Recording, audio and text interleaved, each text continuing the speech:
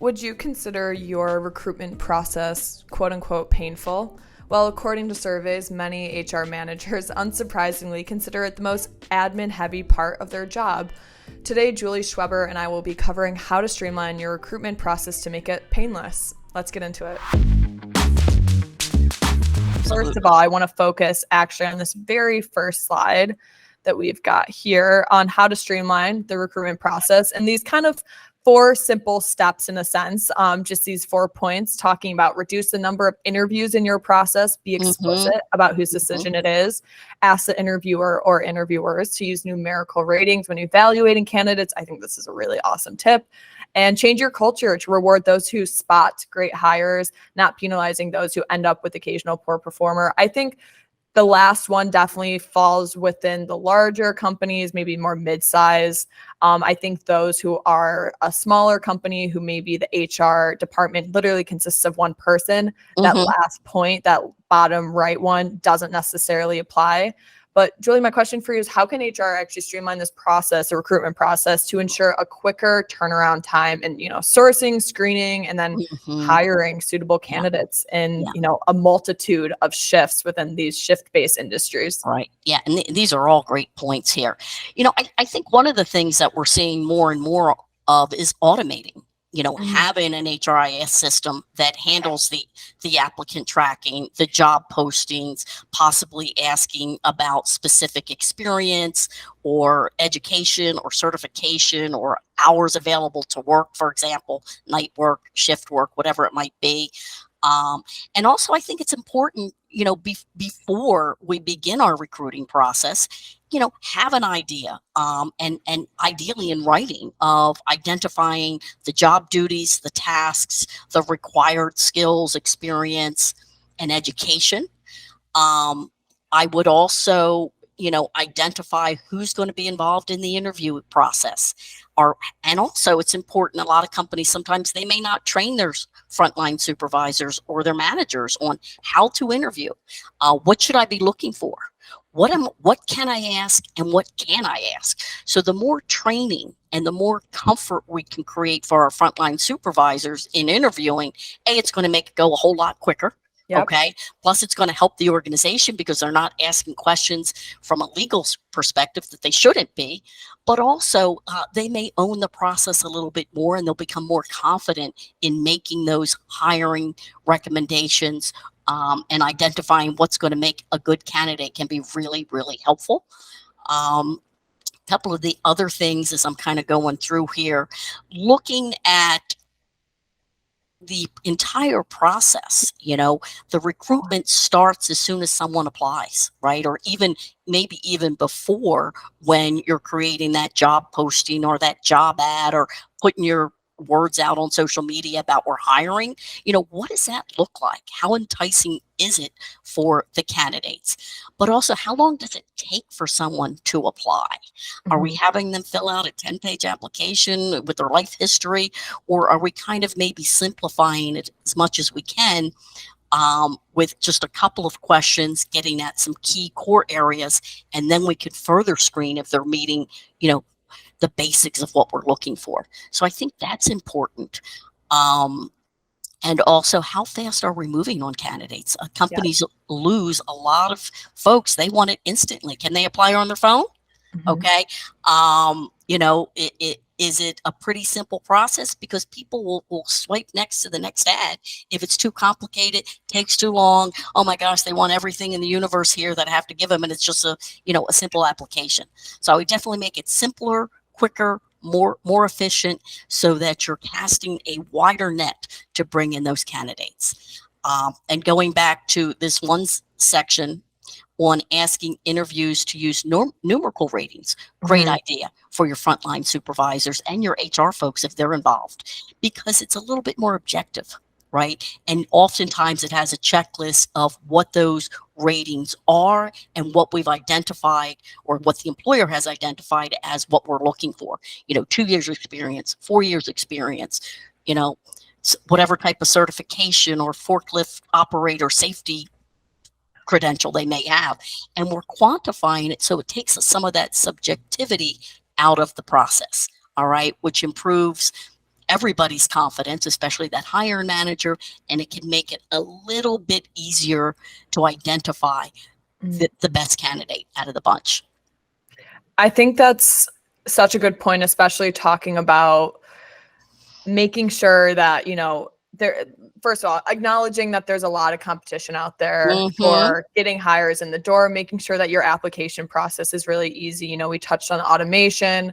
We actually rolled out an ATS, an applicant tracking system, on our side of things. And we did something really cool, which I had never seen before in, the software business. But we actually, instead of having it on, Glassdoor or anything like that, there's a QR code that businesses can print out from their phone, from their desktop, whatever, put it on their window, and then applicants can literally scan the QR code, easily apply just through the Workforce app, or just through the Workforce application process.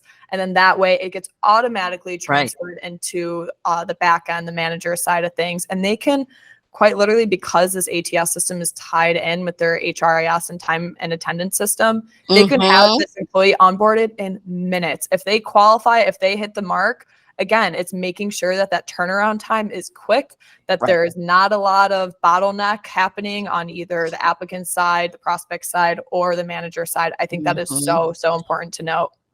Exactly. That's a great point. Yeah. And companies that are doing this have a competitive advantage. Absolutely. Absolutely. I swear it's those that are adopting the technology and taking it in stride. Absolutely. Couldn't agree more. Yeah. Are there any aspects of the recruitment protocols that, HR should be aware of, those that are maybe more compliance sided, or anything that's really important to maybe note that maybe some HR are missing the mark on when it comes to just recruitment in general?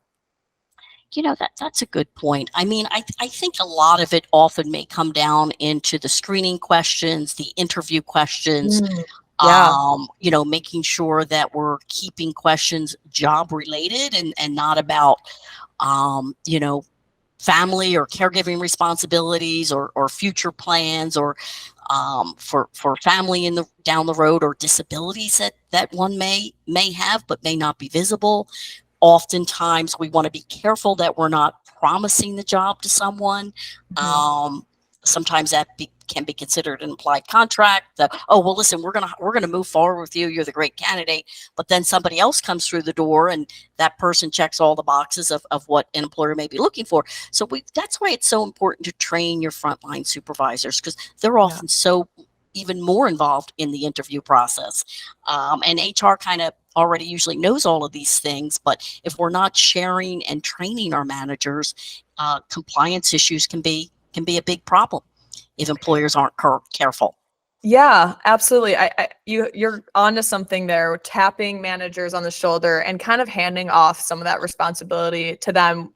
We talked in another webinar on educating employees, educating frontline workers on the importance of compliance in this case for that topic that we were discussing. This is really kind of pertinent across the board, right? Where making sure that managers also have the wherewithal to lead some of these interviews. They're going to be the ones working with these employees anyways, so they might as well have a pretty hefty say in, who's kind of coming through that door. And again, if we're talking about making recruitment less painless for HR, here's a great way to do so, right? Hand off some of that responsibility. I think that's an awesome method.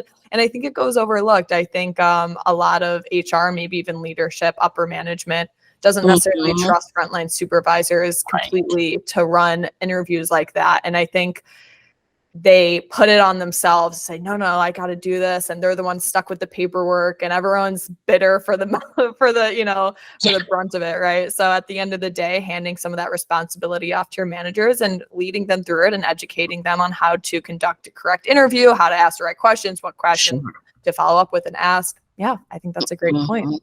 Absolutely. And that becomes part of their professional development as well.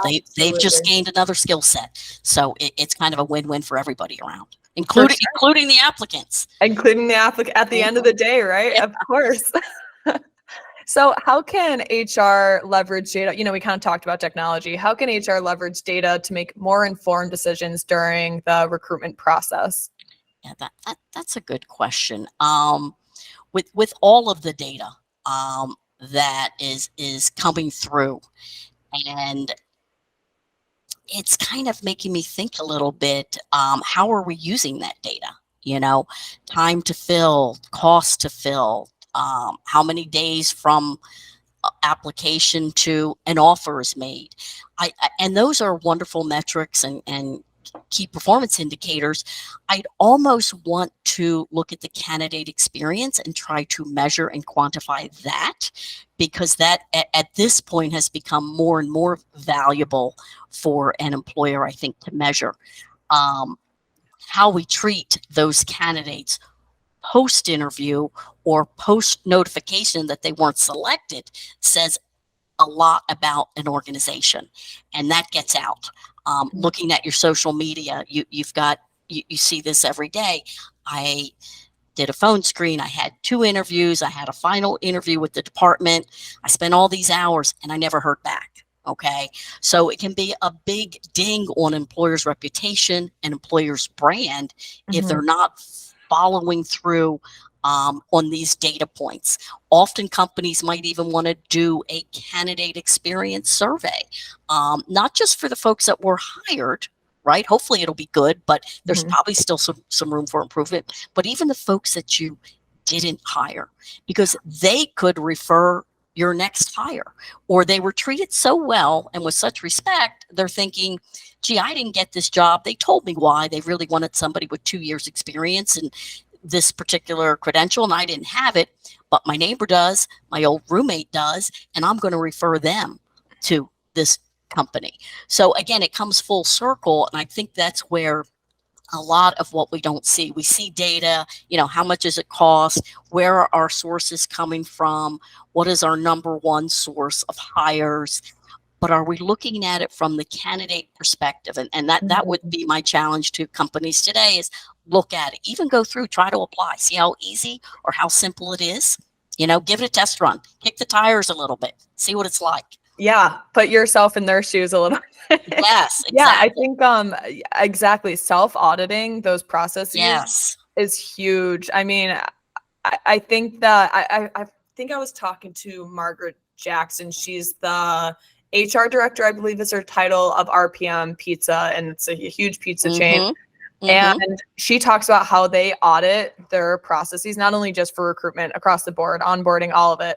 And they audit their processes, I want to say once a quarter, maybe even more, twice a quarter. And I think that's so important. And that's a lot of auditing, right? And of course, it's a really big company. She's not the only HR manager on the team, right? She has other people, other generalists and whatnot to turn to. But I think that is so important, even for smaller companies. If you can audit all your processes a couple times a year, I think you're in good shape, and making sure that the experience is what you want it to be on the applicant side of things, on the employee side of things, wherever they're in the process and the pipeline. I think that's amazing if you can do that. Yes, exactly. And, it's job candidates today are much more sophisticated than they were 10 or 20 years ago, because they're researching the companies that they're interested in, and they have an expectation to be engaged by companies today in a relevant, transparent manner, even during the hiring or interview process. So that employer brand is very critical to making recruitment less painful, and opening the door to more and more candidates applying. Yeah. I mean, you hear of companies like, Chick-fil-A, for example, that have that reputation of hiring really great employees and having employees going above and beyond for their service. And it's because they're attracting people who want to have that experience. And it's the best branding that you can get. And I understand a lot of companies obviously don't have the skill of Chick-fil-A, let's say, but if you can have that branding just within your small network, within your community. I mean, I just discovered that there are Facebook pages dedicated to, essentially kind of like a Yelp review for communities and stuff like that. And it's amazing what comes up on there and how much you can discover as somebody who is prospecting jobs and looking into companies and businesses, just frontline type of work. And it's amazing what you can find out on social media, as you said. Oh yeah, definitely. Are there any specific metrics, KPIs, aka key performance indicators, that employees, or that HR should focus on when it comes to recruiting? Yeah. The standard ones, time to hire, time to fill, time from application to time of hire or time of notice when not hired. All right. Those are some common ones. The candidate experience, as I mentioned. The other thing that comes to mind that I haven't talked about are how many employee referrals are you getting? Do you have an employee referral program? Are you communicating it frequently to your existing team that here's what we have open? Are we giving them any type of reward for referring and we hire that person? A lot of times it's money. Maybe it's a gift card. Doesn't necessarily have to be anything, but I'll say probably about 90% do pay a small fee, sometimes larger fees based on the position and how difficult it is to fill something. But that should be celebrated and communicated. It's not just, okay, well, here's your check from HR. Are we sharing this with other employees? Hey, we've hired 10 referrals the last 2 quarters, and here are the folks that recommended these people. It's a fun way, but it's pretty easy to celebrate that. And it's even more important too, and here's something HR sometimes can make a mistake about, is even if we don't hire somebody that was referred, we definitely want to connect with that person, have a conversation with them. And then if they don't meet the qualifications or we've selected someone else, it's very important to follow up with that referral, or any candidate for that matter. That's part of your candidate experience. But with employees referring someone, they're going to be less likely if it's a poor experience for someone that wasn't hired. So how we handle that is very, very critical. And I don't know that that's being measured, or is it a KPI, but employee referrals, I think, and then you could measure how effective are they? Are they sticking around with us? Are they getting promoted? Or are they moving laterally within an organization? So looking at how long do they stay and where do they go or not? So I would measure that. Yeah, I really like that idea of, I think, referrals are an uncommon KPI, but I think it can be very, very well integrated within an OKR. You can talk about it from a quarterly perspective, like, hey guys, team, talking to the team, right? Hey team, let's make sure that we're getting 5-10 referrals in the door this quarter. And for those that help get a referral in and they hit their 30, 60, 90-day mark, whatever it is, you get a blank gift card, check, whatever the benefit might be there. I think that's really important. And I think it's so key, because not only are these employees, these prospects, already vetted kind of by their friends, by their family members, whoever's referring them, but also, again, it's making your role in HR virtually painless, right? You're barely lifting a finger to get these people through the door. You just got to get them onboarded and you're set there. So it's so, so nice to have that referral program in place. I completely agree. Right. And the other thing too is once you get these folks on board, some of the metrics are, surveying your new hires 60, 90 days down the road. And, get some feedback on your onboarding, the new hire training, and then looking at, are your new hires, are they successful 12 months down the road? And are they sticking around as well? Thank you so much for watching that segment from our webinar on how to make recruitment less painful for HR. If you'd like to watch the full webinar, click this video here and be sure to subscribe for more content like this.